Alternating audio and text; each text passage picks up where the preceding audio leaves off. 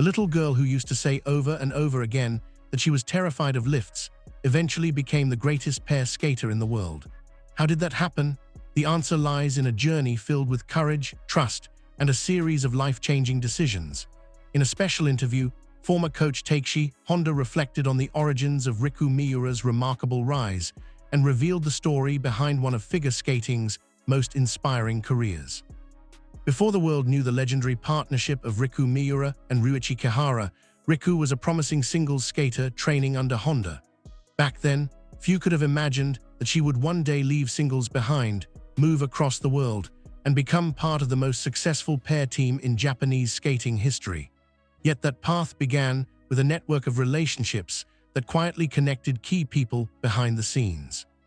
One of those people was coach Bruno Marcotte, the man who would eventually guide Miura and Kihara to international glory. Honda already shared a long history with Marcotte. After competing internationally, Honda relocated to Canada in late 1998. Canada was Marcotte's home country, and although they competed in different disciplines, Honda in singles and Marcotte in pairs, their careers often crossed paths. Over the years, they developed a strong friendship through competitions, training camps, and mutual connections within the Canadian skating community. Honda recalled attending Canadian championships and spending significant time with Team Canada during World Championships. Through those experiences, he naturally became close with Marcotte. Another connection strengthened the bond even further. Marcotte's wife, Olympic champion and world-class pair skater Megan Duhamel, had once trained alongside Honda during her singles skating days. The skating world can sometimes feel surprisingly small, and those friendships would later help shape the future of Japanese pair skating. Whenever Marcotte traveled to Japan as a consultant for the national pair program, it wasn't unusual for him and Honda to share meals and discuss the future of the sport. Those conversations built trust, and that trust would become important when Miura faced the biggest decision of her career. At the time, Miura was still deeply involved in singles skating. Honda had spent years helping develop her technical foundation, and even after she began exploring pairs, he continued supporting her progress. When she wasn't training overseas, she spent significant time practicing in Japan, refining elements like jumps and overall skating skills. Then came the opportunity that could change everything: a partnership with Ryuichi Kihara and a move to Canada. For many coaches, watching a talented student leave can be painful. Honda admitted there was sadness in the decision.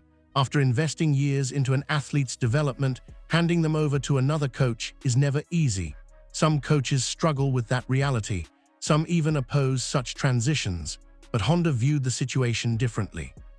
He believed that an athlete's dreams should come first. Looking back, he explained that when a skater decides to switch disciplines or move to a different training environment, the most important thing is that the choice belongs to the athlete. During his own competitive career, he chose to train in North America because he wanted to. He understood firsthand that long-term success requires personal conviction. Without that commitment, even the best opportunities can fall apart.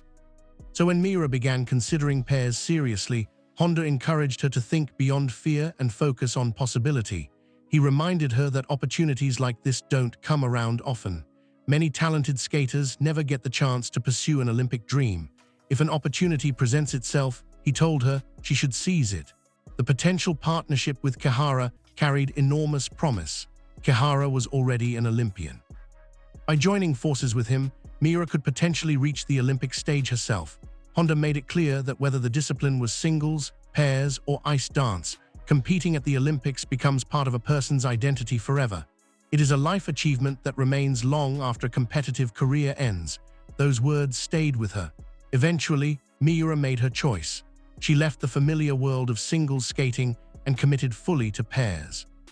It was a leap into the unknown, but it would ultimately transform her life. The move to Canada brought another challenge. As a young athlete, Miura often struggled with homesickness.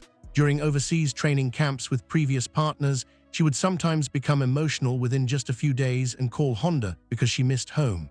Leaving Japan for extended periods wasn't easy for her, yet something changed after she began training with Kihara. The phone calls stopped. Honda noticed immediately. Suddenly, the athlete who once struggled to be away from home seemed completely comfortable living overseas. He believes Kihara played a major role in that adjustment. Having already experienced life abroad, Kihara understood what it took to settle into a foreign country. Whether it was daily routines, navigating everyday life, or simply knowing where to find familiar food, he helped create stability during a period of enormous change. That support allowed Miura to focus entirely on skating. As the years passed, Honda continued following her career closely. Their connection never disappeared. Whenever they crossed paths at competitions, they would talk. Because of his friendship with Marcotte and his history with Miura, he remained one of the few people who understood her journey from beginning to end. One memorable example came during the 2024 Japanese National Championships in Osaka. After the short program, Marcotte approached Honda with an unusual request. Miura had been struggling with confidence in her jumps that season. She worried constantly about making mistakes and putting pressure on her partner. Marcotte wanted Honda to speak with her. When Honda sat down with Miura, he delivered a simple message. "Don't worry about it. Ryuichi will be there. He'll adjust. Just jump." The advice wasn't revolutionary. In fact, Marcotte had probably been telling her something similar all season long. But sometimes, the same words carry different weight when they come from someone who knew you before the world knew your name. Honda believes that's why Marcotte asked for his help. He understood that hearing the message from a trusted mentor might finally allow it to sink in. The conversation worked. Miura regained confidence and continued building momentum toward the biggest competition of her life. By the time the 2026 Winter Olympics arrived in Milan-Cortina, she was no longer the nervous young skater who feared every challenge. Yet the Olympic journey nearly unraveled in the short program. A rare lift mistake left Miura and Kihara sitting in 5th place. It was a shocking moment. For a team known for consistency, the error seemed almost unbelievable. Still, Honda wasn't overly concerned about the technical side. They recovered well afterward, landing important elements and limiting the damage.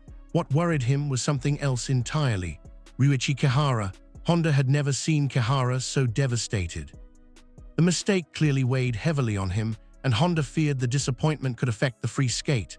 Then he noticed something remarkable. Riku Miura wasn't shaken at all. During practices leading up to the free skate, her body language was completely different from what he remembered from years earlier. In the past, when she became nervous, her focus would disappear. Her eyes would wander. Her confidence would fade. Anyone who knew her well could see the signs immediately. But not this time. This version of Riku Miura looked calm, determined, and fully locked in. More importantly, she appeared to be the one encouraging Kihara. Honda watched from afar and realized something extraordinary had happened. The young girl who once needed reassurance had become the source of reassurance. The athlete who used to fear letting others down had become the emotional leader of an Olympic team. At that moment, he knew they would be fine, and they were. In the free skate, Miura and Kihara delivered the performance of their lives. Every element seemed to flow effortlessly. The speed, the precision, the connection, and the emotion combined into a program that left audiences breathless. When the final pose ended, they had completed one of the greatest comeback performances in Olympic figure skating history. The result was historic: Olympic gold. For the first time ever, Japan stood atop the Olympic podium in pair skating. For Honda, the victory was emotional on a completely different level. He remembered the little girl who used to call home after just a few days overseas. He remembered the skater who feared lifts. He remembered the athlete who worried endlessly about making mistakes. Now she was an Olympic champion. After the Games, Honda congratulated her through messages and continued staying in touch. Eventually, before the public announcement was made, Miura personally informed him that she and Kihara had decided to retire from competitive skating. It was another emotional moment. Reflecting on everything they achieved together, Honda found himself almost speechless. The pair had won everything: Grand Prix final champions, world champions, Olympic champions. Achievements that once seemed impossible for a Japanese pair team had become reality through their efforts. Yet Honda believes their greatest contribution extends beyond medals. For decades, pair skating occupied a small corner of Japanese figure skating. Most young athletes focused on singles. Opportunities were limited. Training environments were difficult to find. But Miura and Kihara changed perceptions. They proved that Japanese skaters could compete with and defeat the best pair teams in the world. Their success created a new generation of dreamers. Young skaters who may never have considered pairs before now have role models. They have proof that greatness is possible. Honda hopes the lessons Miura and Kihara learned throughout their careers will be passed on to future athletes. The experiences, the sacrifices, the victories, and even the setbacks can help inspire the next generation. When asked what has changed most about Miura since the days when she was a child, Honda smiled. Honestly, he said, not much. She still possesses the same bright personality, the same cheerful energy, the same ability to bounce back quickly after setbacks. Even as a young skater, she could be scolded during practice one day and return the next morning smiling and ready to move forward. That resilience never disappeared. What changed was her strength, not physical strength, not technical strength, the strength to believe in herself, the strength to support others, the strength to lead. The strength to transform fear into confidence. And perhaps that is the most remarkable part of Riku Miura's story. The girl who once admitted she was terrified of lifts didn't eliminate fear completely. Instead, she learned how to rise above it. In doing so, she became not only an Olympic champion, but also a symbol of what can happen when courage, trust, and opportunity come together at exactly the right moment. From a frightened young skater to the top of the Olympic podium, her journey stands as one of the most inspiring transformations the sport has ever seen.